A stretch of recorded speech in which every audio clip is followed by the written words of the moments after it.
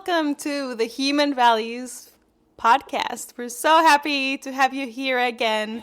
And we don't know when you're listening to this, but it's almost the end of 2020 for us. Woo! Claps, claps, claps, claps. It's been a year, I'm sure. You've experienced it as well.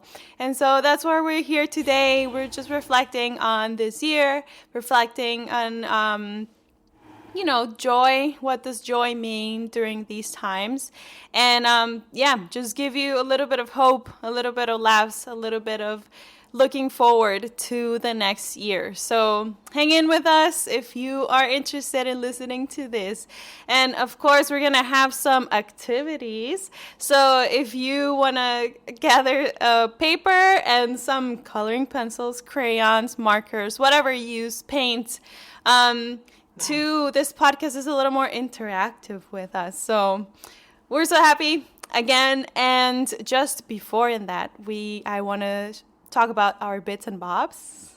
Bits and bobs and bits and bobs and bits and bobs. You can always, if you're thinking of us, you're like, oh my God, that episode was so good about, 2020 and moving on. You can always go to our Ko-fi, which it's spelled ko-fi.com/Human Values Club. So again, ko-fi.com/Human Values Club to leave us a donation in the amount of like a coffee. You're like, oh, let me give a coffee to the Human Values Club, and you'll be supporting us in this podcast. Yes, eventually, we should have coffee with these people who donate to us. Bing. Or a chai latte. Yes. Ooh, we love some chai lattes over here. As well, you can find us on mostly all social medias, on Twitter at Human Values Club, Instagram at Human Values Club, on YouTube at our channel, The Human Values Club, and Facebook, Human Values Club. So you won't miss it. We're there. And we have a few new music videos on our YouTube channel. Thank you to Javier, who we have over here. How are you doing, Javier? Oh, so good, so good. Yeah, the YouTube was started with a lot of talkie, and now we have a little more singy, so I'm really happy about that. And excited for when we can get Victoria to add her mandolin stylings onto some of that music. Yay! I'm excited. Yes. Victoria has been playing the mandolin, so, if you have any requests, any, holiday parties you need a mandolin for, you can call Victoria. How are you doing, Victoria? Yes, I'm doing great. A lot of it has to do with that I get to play mandolin every day. That was a Christmas gift from my girlfriend, so I've been ding, ding, ding, ding, ding in a way, and practicing a lot, so... but yeah, other than that, it's my favorite time of the year, Christmas time. No snow yet, so let's go, Mother Nature. What are we doing here? But yeah, it's been a good holiday season so far, as best as it can be. Yes, so many good things. And lastly but not least, our dear wisdom bringer and laugh spreader. Wow. Melody, how are you doing, Melody? Hello. Thank you for that introduction. Wow, I feel so loved. I'm doing good. Yeah, I think despite everything, making the best out of this holiday season and just, looking for the little things that I can be grateful for and holding on to those as tightly as possible. But I'm happy to be here. Super excited for the conversations that are to come. And thanks for everybody who's listening. Yes, thank you so much. And Melly peeked into a little bit of our conversation. So before that, we just wanted to take some time for a meditation. So wherever you are, if you can sit up, either if you're in your couch, a chair, the floor, your bed, wherever, just if you can bring your back straight and just find a comfortable space where you can bring your shoulders up and let them fall. Take a deep breath in and release it. And you're gonna pay attention to your feet right now, touching whatever first surface is touching right now. Let's thank our feet for bringing us to good places. Then let's move up through our legs. And let's thank our limbs really for helping us move throughout the day and do the things that we like. And then up our torso, all our organs. Let's send a little love to all our internal organs.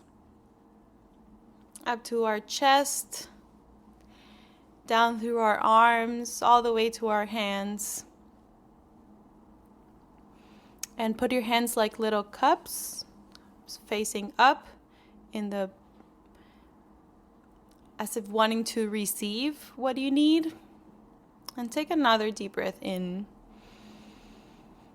and breathe out. This moment is for yourself and only for yourself.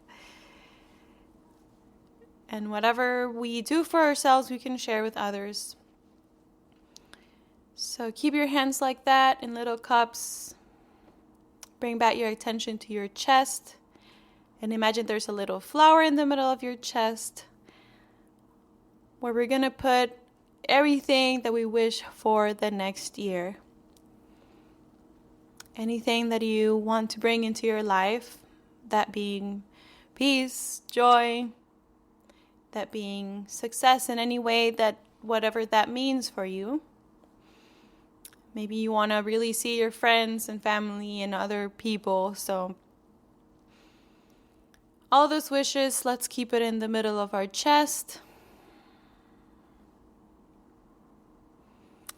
And then finally, let's just bring our attention to our head.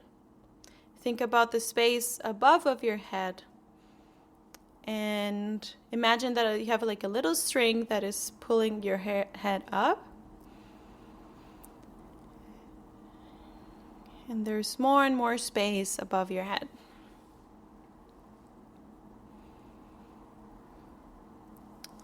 Take a last deep breath in. And breathe out. And we'll just have a few seconds just to yourself in silence. And let's take a moment just to imagine what goodness we want to bring into our lives.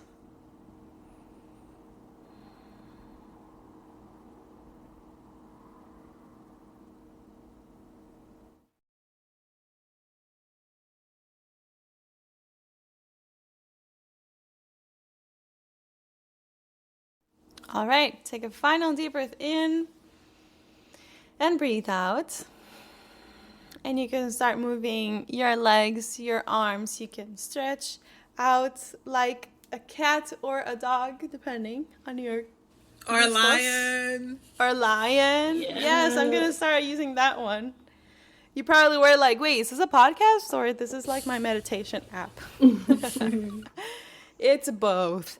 So now that you're all relaxed, hopefully, and ready to listen, I want to ask my friends over here, how have you found joy during these times?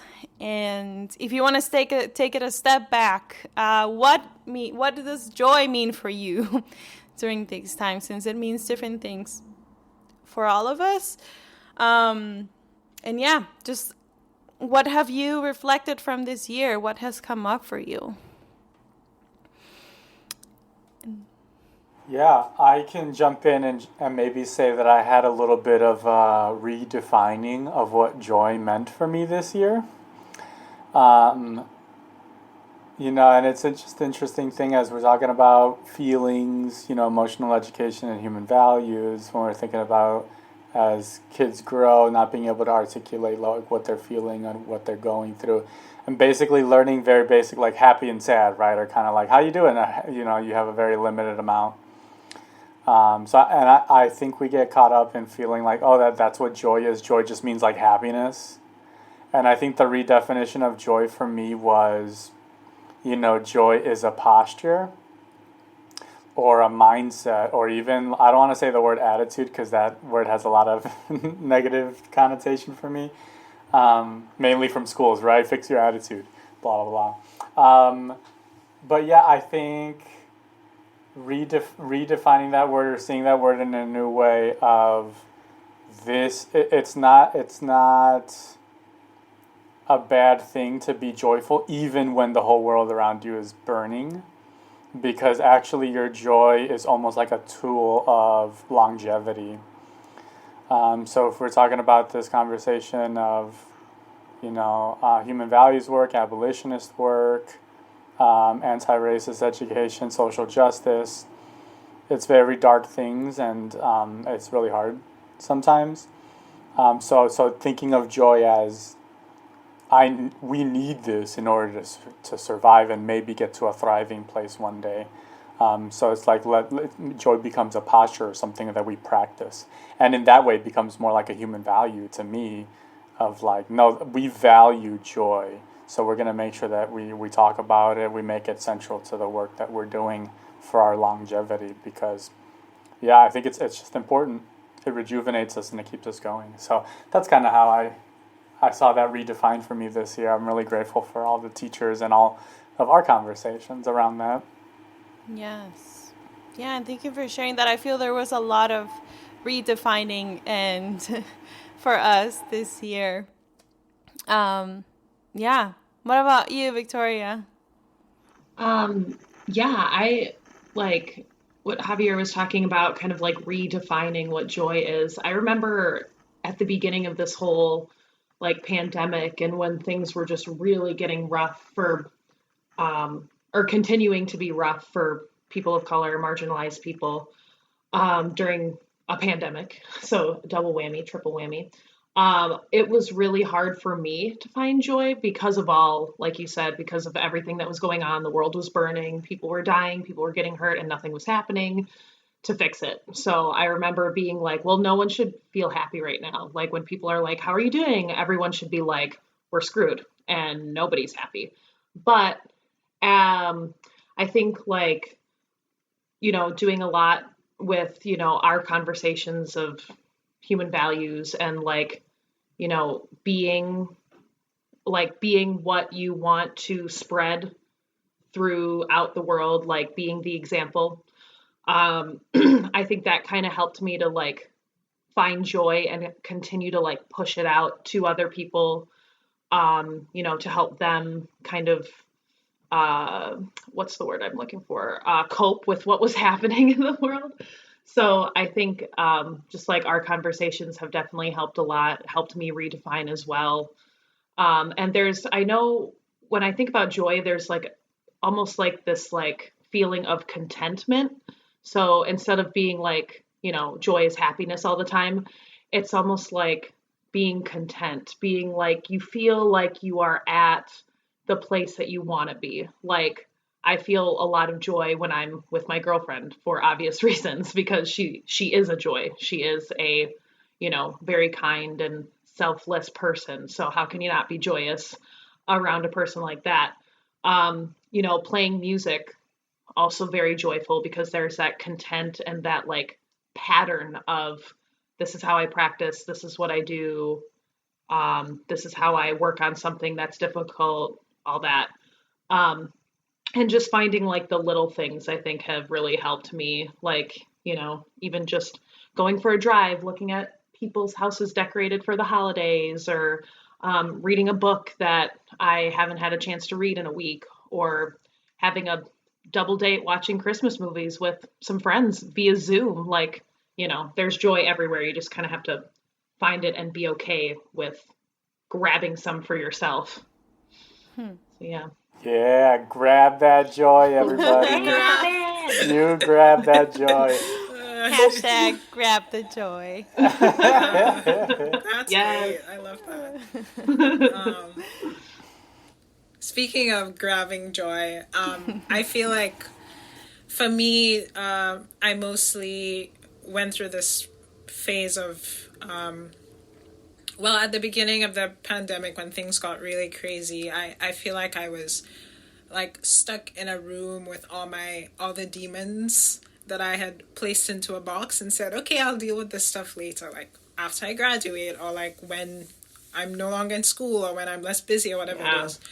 And then finally all of them just kind of came out and were laughing at me, and anyway, and so I feel like it was really a time of kind of like it's not okay to move on unless I deal with these things that I've decided to bury. And even now I'm still dealing with them to an extent. And a lot of it is just kind of being aggressive about the things that matter, or the things that are important. And I think joy, for example, is something that is easily not valued as much as working hard, or being stressed, or being productive, whatever that means. And I think we have to put joy and happiness and rest and all of those things at the same level as working hard, and all the things that we are taught in society is how we are successful, or how we are valued. And right now I'm reading this book by an author called Thich Nhat. I can never say the name right. Thich Nhat Hanh. It's called No Mud. I have it right here at my desk, actually. No Mud, No Lotus. It's a short read, but it's really beautiful. And it kind of talks about how happiness and joy are kind of like a practice. And we have to like keep, kind of like you have a baby and you have to keep feeding the baby so the baby doesn't die. And it's kind of like the same thing of the gift of joy is everywhere, but we have to keep feeding it, and we have to be intentional and sometimes even aggressive to maintain that joy. But at the same time, we won't always be happy, because if we're always happy, then there'll be no differentiation between sadness and happiness. And so I think for me, I mostly, specifically in this year, I think I've had to almost be more intentional and sometimes aggressive about not allowing myself to sit in the depression of life or the sadness of it, but be present with it when I'm there. Like say, okay, today I feel sad because I can't do normal things. Or today I'm not very happy because something triggered something of my past. But the moments when I am happy, to kind of grab that joy and to just run with it. And I think that has been really helpful to me, especially in this time. Yes. Woo, y'all. Always Grab that good. joy. Grab that joy. Grab it. And you pointed out some things that it was just like fireworks in my head, because I've been learning from this person from Costa Rica. She's an entrepreneur, and besides a lot of other things, where she says that what you said of the box and the demons, that there's some things that we haven't integrated, like traumatic things happened, or like difficult things happened, and the body, to be able to keep going and not be like stuck in that pain, kind of like, puts it in that little box, and then it's like, okay, let's keep like functioning. And so when we have these quote unquote down moments, or like moments that just like there's no other option than to look at it, then these things come up. And she was just talking about, accepting and honoring the feeling as it is, and then being like, okay, this happened. It can be as tragic or as quote unquote simple as you think it is. But you can say like, okay, I choose to look at this situation this way, And I know it's hard when like it's something that out of your control, let's say, or like you're like, why did this happen to me? But I think it was a good reminder of like any situation we can really choose. Whenever we're ready, we can choose of like, okay, how am I gonna view this situation, or how I'm gonna even think about this, or move on from this, or act, what do I want to do different?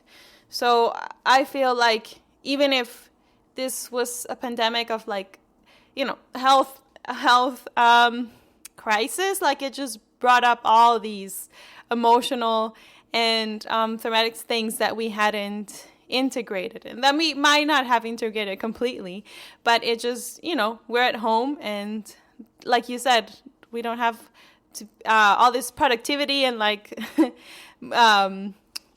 fast going thing in life. But yes. Yeah, and if I could jump in, I think it speaks to the fact that our society and the systems of school or work are not designed for us to have that time, Melody, you said, rest, but also even time of solitude and reflection to be able to do this inner work, which is what you're talking about, right, Andrea, is to be able to look inside and say, reflect on even normal events, but like traumatic events, and like how did I react? What was my fault? What was not my fault? How is this affecting me today?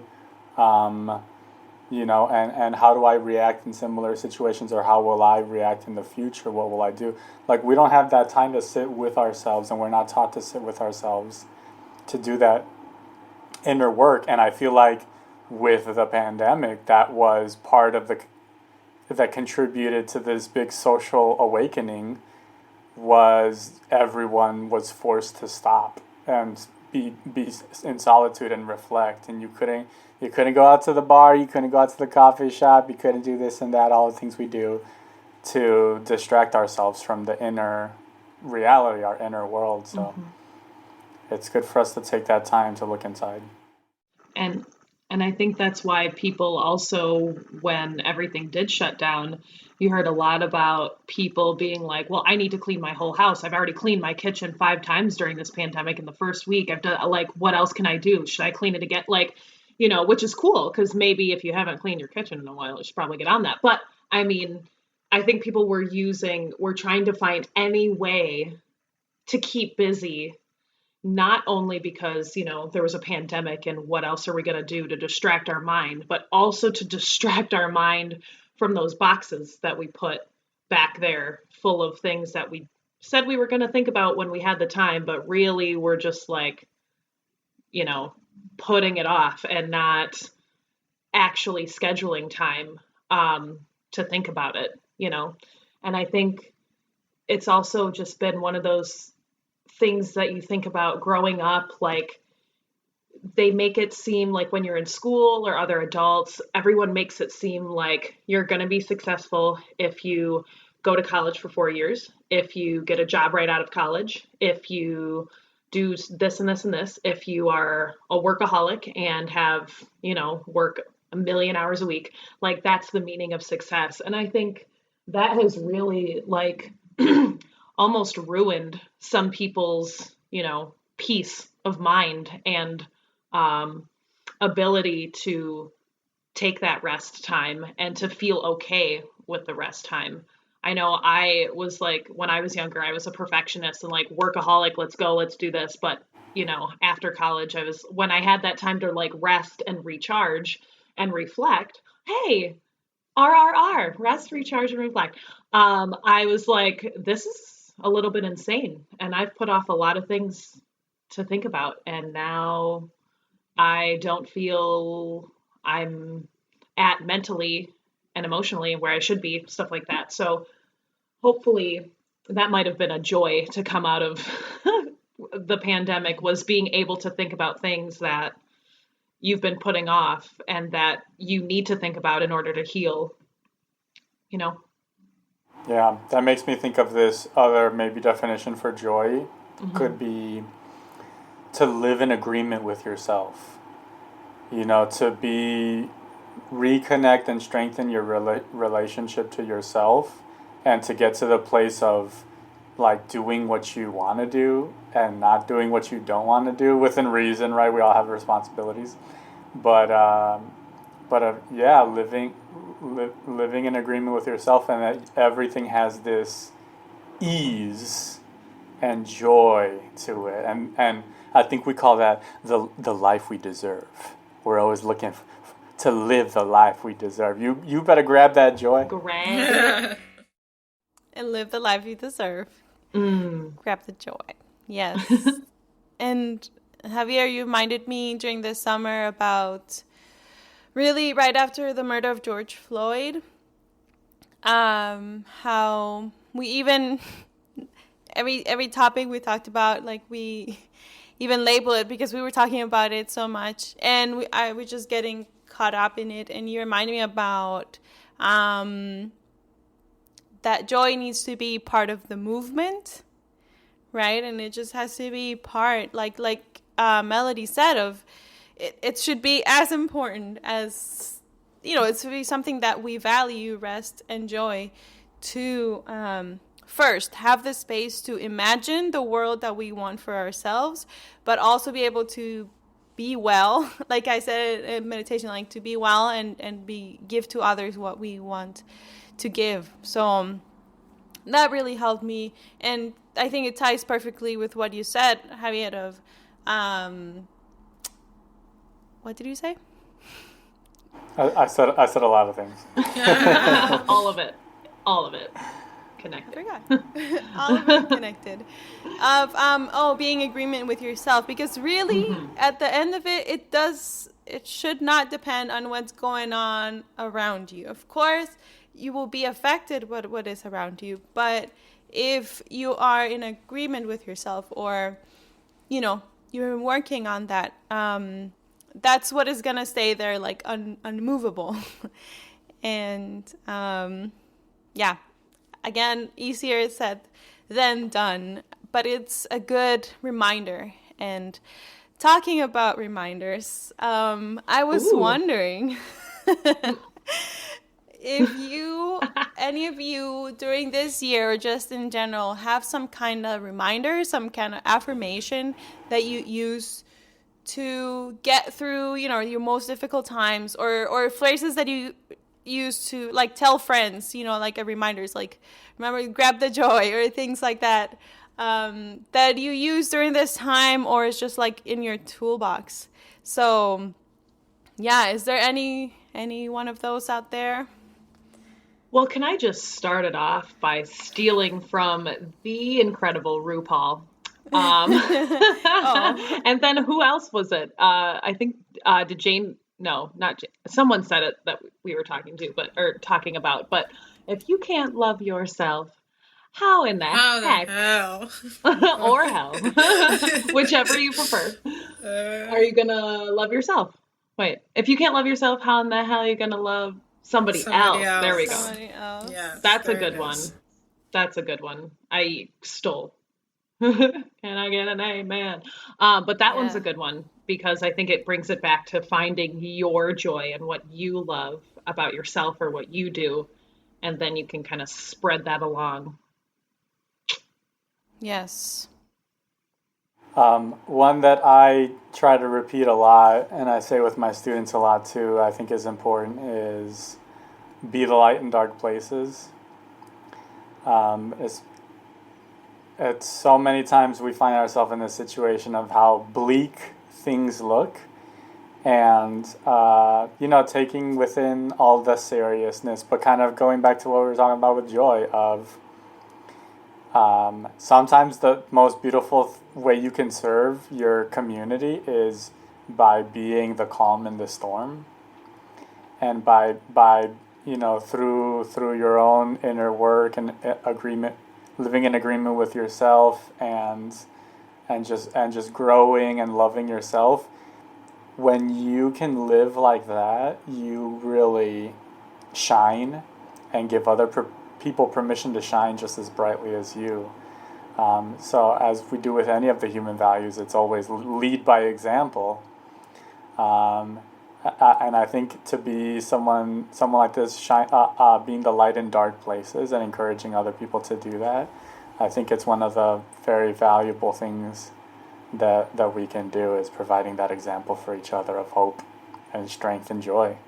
So I like that one. That one's something I use a lot, like every day. Can you also say the one you say at the end of each class? It's a longer one, but... You've made today an amazing day just by you being you. There's no one like you in the whole world, and I like you just the way you are. From That's the it. one and only Mr. Rogers. Yeah, riff off of Fred Rogers. Yeah, Melody, do you have like a go-to kind of get yourself pumped up? Yeah, I think recently I've discovered some affirmations that have been helpful to me. One is from the book The Mastery of Love, which I recently read. It's amazing, by Don Miguel Ruiz. Right? Right, okay. Yeah, Yes, official Human Values Club book club for real. pick. So good, yeah. So I think one of the things that has stayed with me from that book is that there's a magical kitchen in our hearts because we are capable of, we all love. Like there's love everywhere, obviously, and it's all around us and in everyone, but it's also inside us, and it's easy for us to look for that in other people and in other places, and forgetting that there is love within us. And I often forget that because I don't love myself enough. And so I think that has been really helpful for me because I like food and I like cooking. And so to put those things together, like there's love within me, and thinking of like my heart as a kitchen, and that I can make this love and then share that love with somebody else, like making food and sharing a meal with other people, has been really great. And yeah, so I think there is a magical kitchen in our hearts is something that's helpful to me. Nice. Yes. I always like have a very vivid image when you mention that. I imagine you in the kitchen, like da-da-da-da. all, all happy in there. Yes. I've been using this year, I have everything I need. And I was a little resistant with that one at the beginning because either in some religious spaces or just in general, like a culture of self-deprecation, like saying something like, oh, I have everything I need, like it can be taken as arrogant or something that you're Oh, like, like you already know everything and you yeah, already have everything and that's it. right. No growth. And I really learned that I have everything I need, and it's either because it comes from me, like if I believe in God, which I do, like it comes from me through God, or like from my friends. I have the friends and support that I need. I have the abilities. I also like Alexandria Ocasio-Cortez, Congresswoman Alejandra Ocasio-Cortez. She said these couple of phrases, I'm capable enough to do this. I'm strong enough to do this. I can take the space that I need. There's a couple of them. And she mentioned this in a documentary that was interviewing her, like when she was going to be elected for Congress. And so, yes, it hit particularly deep for me during this year that I had to do so many things that I didn't know how to do. And even if you don't feel in the moment, but just reminding ourselves, like, we are capable of doing these things. And taking the space that we need, we are strong enough. And tapping to our support systems with our friendships and just people that are willing to help us. So really, yeah, we have everything we need. And when the kitchen metaphor of it's keeps us from thinking that, comparing ourselves, which is something that I do struggle a lot with, like comparing myself to other people. And so when I go back and like, wait, but you have something special to give that you don't have to, it doesn't have to look like that other person, or you don't have to do it like, wow, or like, but we have everything we need in this moment. And of course we're growing, of course there's space to grow, but yeah, using that as a jumping Thank you. space. Oh, you're very Yeah. welcome. It's too, and I just want to say, like, this is a deeper conversation, but it's just like we're all very much conditioned to be a certain way in the world. And a lot of this work is unlearning the ways we were taught to behave. And now we're, reclaiming and waking up. We're grabbing that joy. We're showing up in our full power, ready to make beautiful things happen by letting our light shine. Let it Thank shine, you so much. let it shine, let it shine. Thinking about making things happening. Y'all, what are you imagining for 2020? You can take out your pens and markers and papers now. 2021. 2021. So we can discuss this in a little bit, but I just want us to take either you listening right now and us right here, just take 1 minute to, look inside, close your eyes if you need to, and just really tap into your gut. Like, what is it that you want for next year in any area of your life? It can be like your professional life or just your personal life, or new projects that you have with other people. So what is it that you would want 2020 to include, to have, and then how do you want to feel when achieving this, or like during this process? Because sometimes, we're just like, I don't know, the one I always remember is, I want to have this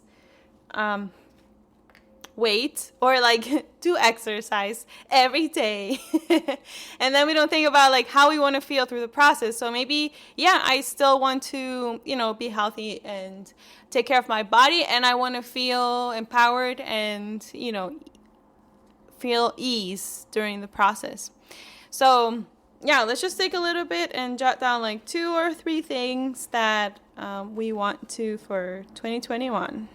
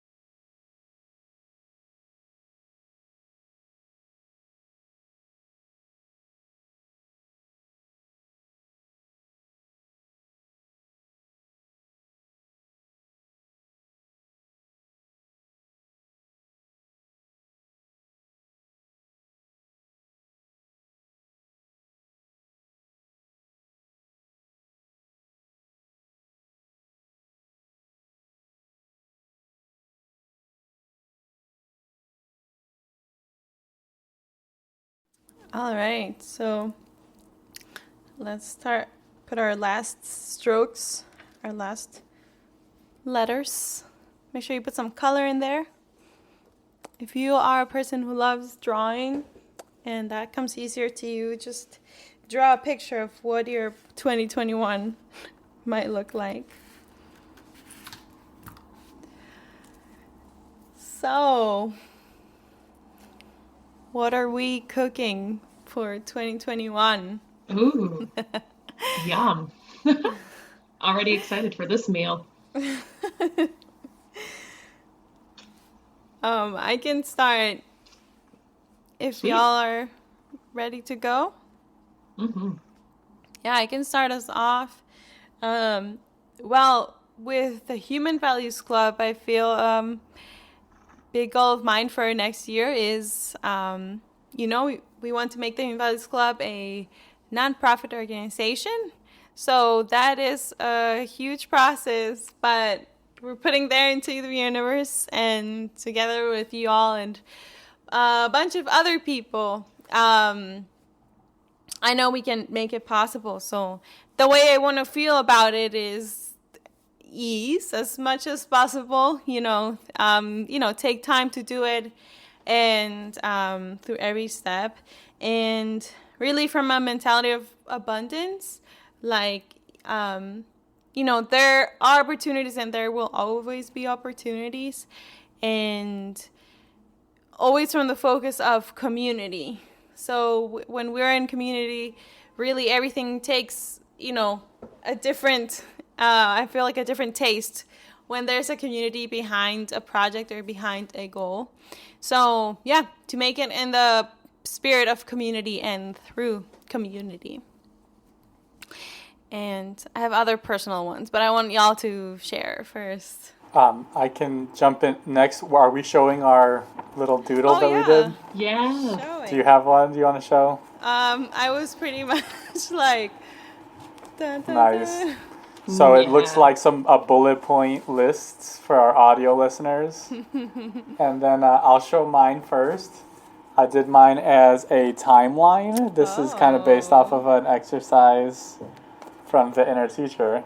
So what I just divided it into 12 months, and basically for me it's easy to organize things by month. So I have January, the 3rd-year anniversary of the Human Values Club. Then we'll launch our website.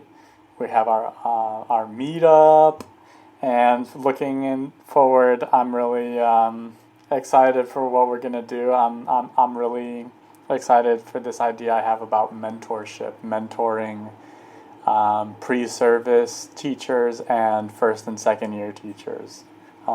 It's something that I'm kind of realizing I'm really, really passionate about doing, especially preparing teachers who are going to teach in urban areas. I think it's really important to have some kind of mentorship moving into that. So we'll see how all of that goes. We'll report back next year in December, right? In our next December episode, how did we do? We'll put like the 2 episodes back to back,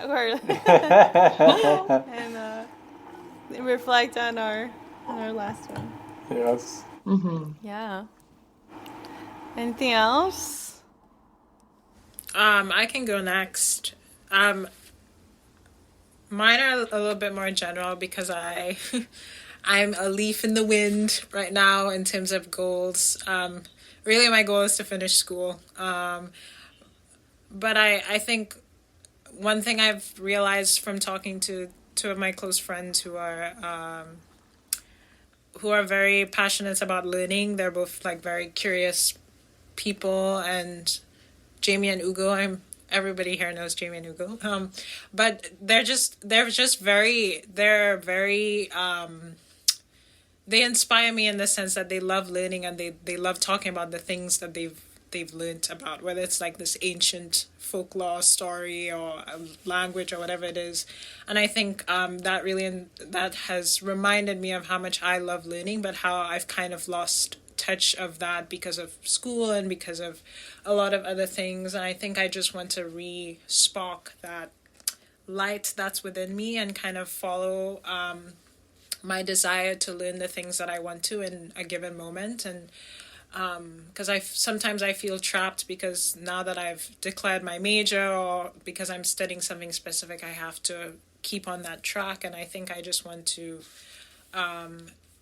rediscover my desire to just learn whatever's out there, and to do that in a way that's not to build knowledge or for an ego or anything, but more just because it's fun, and it's what's the word? It's it feels like I'm dancing with the world, if that makes sense. When I just learn from others, and when I love reading, and I haven't done that in a while, and so I also want to read more. And so I feel like those are some of the things that I just want to follow my heart. And I feel like I've lost a sense of what that's like, or I'm too afraid to do that in a moment when I feel, oh, I really want to I don't know, learn about coding or something, and I can't do that because I have to finish some test or exam. And then how I want to feel in that moment, I think I want to feel present, because often I worry about my past or the future. So I want to feel present in the moment that I'm in. And I want to feel grounded. I'm thinking of a forest, so a tree. So I want to feel grounded. And then in flow, so like the river flows. Yeah. Whole full forest with river. Yes. Awesome. Yeah, I'm excited for you. Like, I'm not even, we're not even there, and I'm like, ooh, I'm excited. 2021, I'm ready. Oh, New Year, who dis? New Year, who did? says That's 2020. Yes. Ooh, yeah, I feel that in the very broad goals, I feel like I have very big ideas, and would like to, for myself, just make it into something more simple or more concrete. But really just talking openly with you all, next year, I just want to feel like I'm really tapping into my potential, or like, what I'm good at. I feel like I've, you know, say like, oh, I'm not good at that, or like, I don't even want to try that because I'm scared that I might be good at that. I don't know. And just like trying things, and just being open to what comes up. And if it goes well, good. If not, then let's move on. And yes, thanks to Victoria, I've what is it? Rekindled? No, what is my love for reading. Hey, nice. Yes. Nailed it. Rekindled. Using my Chicago Public Library card. Yeah. Me too, thanks to Victoria. Yeah. Reading is fundamental, but also super fun. The library is open. The library is open. It's open, but not on the 24th. So, But yeah. I can kind of share some of my 2021 goals too. I kind of did it from more of like like things that brought me joy during the pandemic, and that like I want to like continue with it. So I kind of strayed away from like the work aspect and kind of kept towards like maybe my hobbies or my passions. So I split it up into 4. So I had mandolin as one, because I love playing with Anna, because she also has a mandolin. So we like duet and learn together, watch videos. And it also is like I want to use it in my teaching as well. So like just like I like want to feel confident in being able to bring that with my younger students and singing with them and doing chords for them. So that, and then so the other 3 things were cooking, exercising, and travel. So cooking I really got into during the pandemic, and I just love making things. I love creating things. So I guess I want to like feel comfortable cooking and like comfortable adding new ideas to maybe recipes that I've already done like 5 or 6 times. Like I want to be like, oh, well, I'm going to try it with a little bit of this. I'm not going to look at the recipe, that kind of thing. And then like with exercising, I love being active and I love just like working on like fitness stuff. And so I kind of went back to doing my like insanity program during the pandemic because I could just do it from home and it's really helped my body a lot. But I think during 2021, I want to try new things and I want to like continue to be challenged and kind of want to try like bouldering again because I tried it once and then the pandemic happened. And I'm like, well, I'm not going to go to a bouldering wall because everyone's touched that. So I like want to get back into being challenged with that because I think that would challenge my body a lot. And then travel. I bet that's on a lot of people's lists of things to do for 2021 when it's safe, but it's really kind of hard to remember sometimes that even like there's certain places in our country that that are naturally very beautiful. That's what I was looking for, the word naturally, that are naturally very beautiful and very special to our country. And then, multiply that times so many places around the world. Like I want to just like make more time for travel and not be afraid to go somewhere that I've never gone before.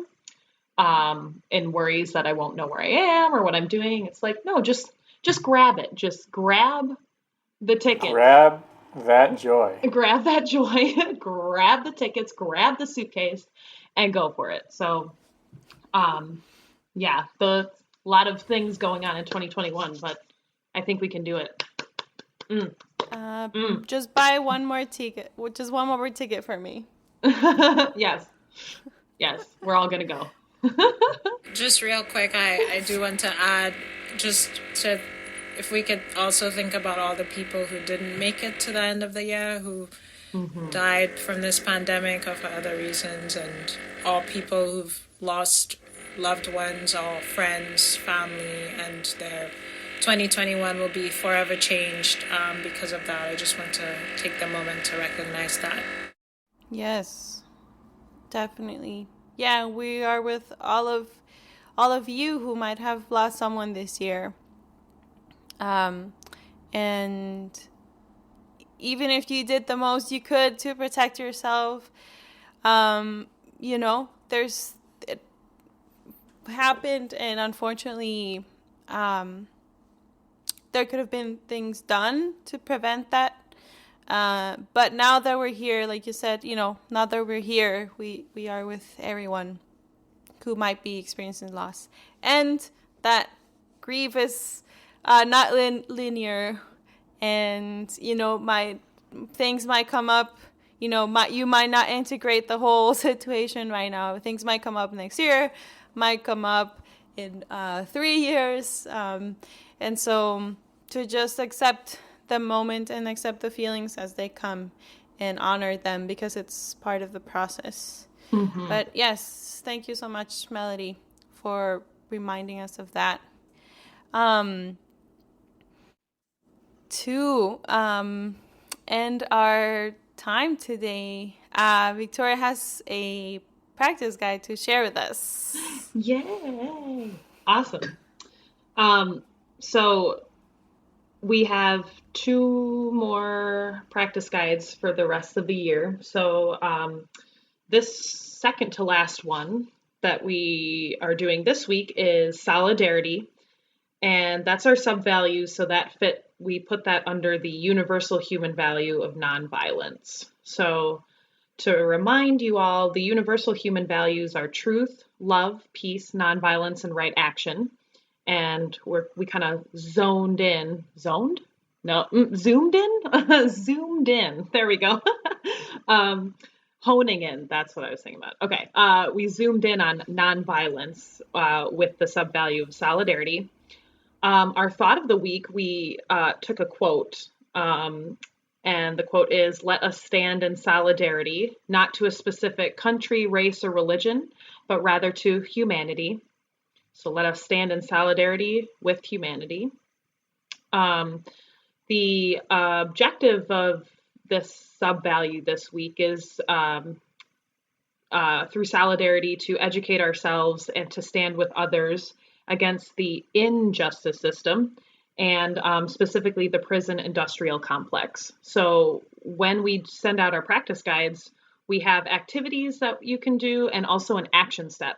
So our action step involves supporting the Chicago Community Jail Support, and that's why we kind of honed in on being in solidarity with people who are involved in that and people who are affected by the prison industrial complex. Yeah, that is the sub value of the week. And let us know if you want to get those to your email so you can practice the values with us each week.